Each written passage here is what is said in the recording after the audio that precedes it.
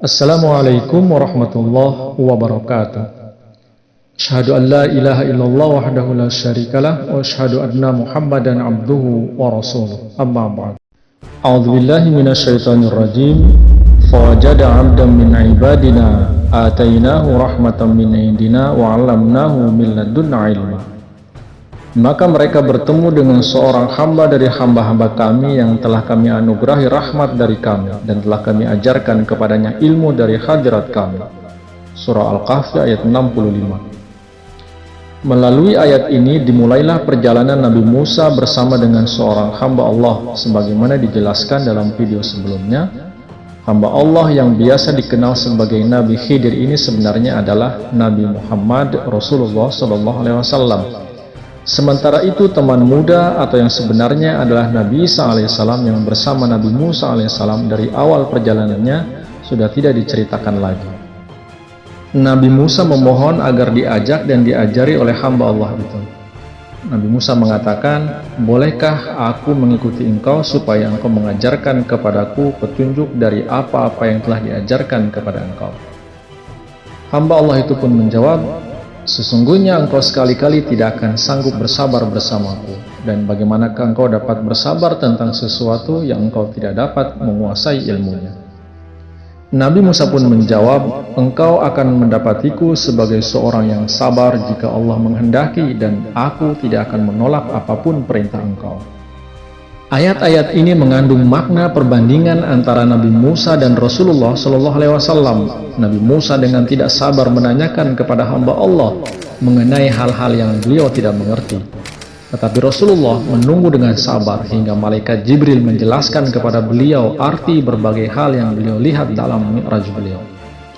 Perbedaan dalam watak di antara kedua nabi besar itu juga telah tercermin dalam tingkah laku para pengikut masing-masing.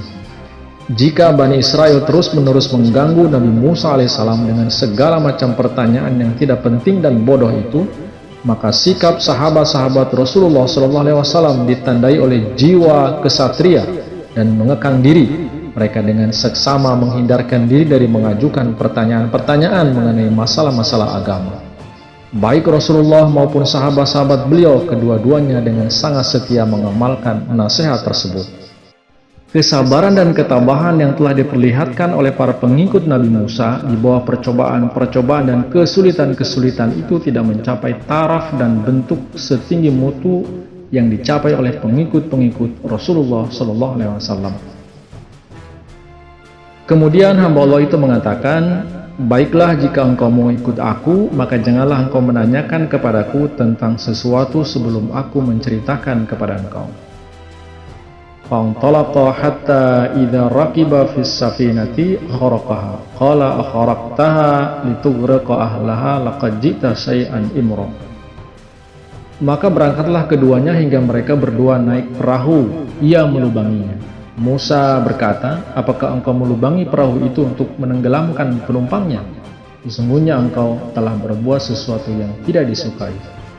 Surah Al-Kahfi ayat 71. Inilah pelajaran pertama yang diajarkan hamba Allah atau Rasulullah SAW kepada Nabi Musa. Peristiwa itu mengandung makna, yaitu bahwa perahu itu melambangkan harta kekayaan dunia. Kemudian Rasulullah melubanginya, namun ajaibnya perahu itu sama sekali tidak tenggelam. Maksudnya Rasulullah atau syariat Islam memerintahkan kepada umat Islam untuk mengeluarkan zakat, infak, dan sedekah atas harta kekayaan yang mereka miliki. Meskipun begitu, tidak ada orang yang tenggelam dalam kemiskinan bagi orang-orang yang mengamalkan perintah itu. Sehingga hamba Allah itu kemudian mengatakan, "Bukankah telah kukatakan bahwa sesungguhnya engkau sekali-kali tidak akan sanggup sabar bersamaku?" Nabi Musa tidak sanggup bersabar terhadap Rasulullah mengandung satu isyarat bahwa dikarenakan ketinggian ajaran Islam yang dibawa oleh Rasulullah, maka umat Nabi Musa, yaitu Yahudi dan Nasrani, tidak akan sanggup untuk menerima ajaran yang dibawa oleh Rasulullah SAW. Maka Nabi Musa mengatakan, "Janganlah engkau menuntutku karena aku lupa, dan janganlah engkau berlaku keras terhadap urusanku." Kemudian maka keduanya berangkat hingga ketika keduanya bertemu dengan seorang pemuda lalu ia membunuhnya. Musa berkata, Apakah engkau membunuh seseorang yang tidak berdosa tanpa ia pernah membunuh orang lain?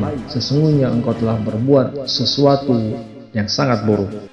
Adegan peristiwa itu mengandung makna bahwa seorang pemuda dalam bahasa mimpi di antara lain mengandung arti kejahilan, kekuatan, dan dorongan nafsu jalan.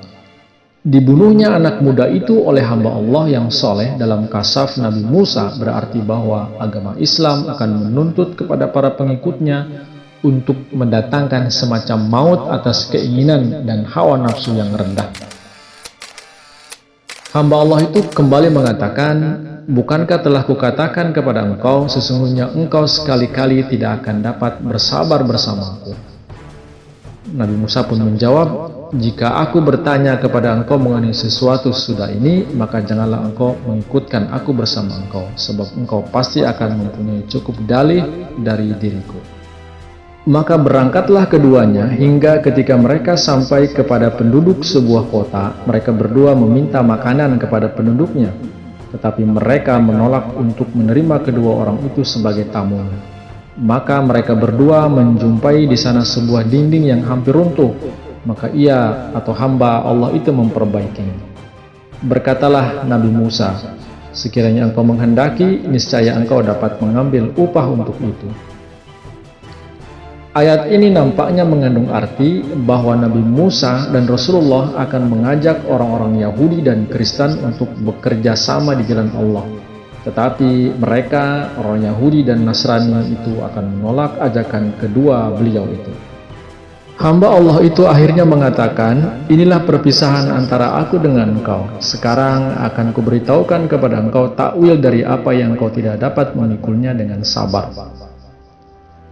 Adapun perahu itu adalah kepunyaan beberapa orang miskin yang bekerja di laut. Aku bermaksud merusaknya karena di belakang mereka ada seorang raja yang biasa merampas setiap perahu dengan paksa. Kata-kata orang miskin dalam peristiwa ini dapat bermaksud yaitu orang-orang Islam. Membuat lubang dalam perahu mengandung arti bahwa Islam akan menggiring orang-orang muslim membelanjakan harta kekayaan mereka di jalan Allah melalui zakat dan sedekah.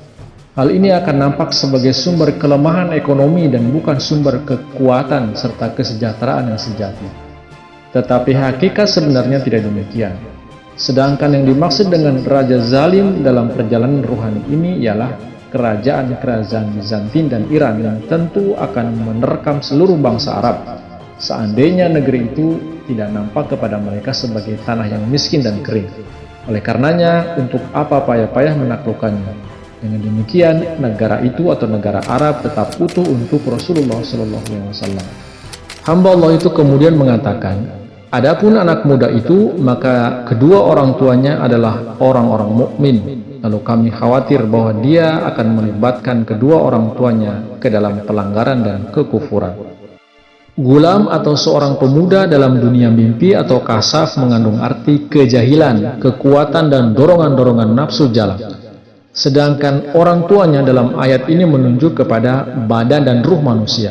Sebab sumber yaitu orang tua yang darinya terbit semua nilai akhlak ialah gabungan jasad dan ruh manusia yang di sini dilukiskan sebagai orang-orang mukmin.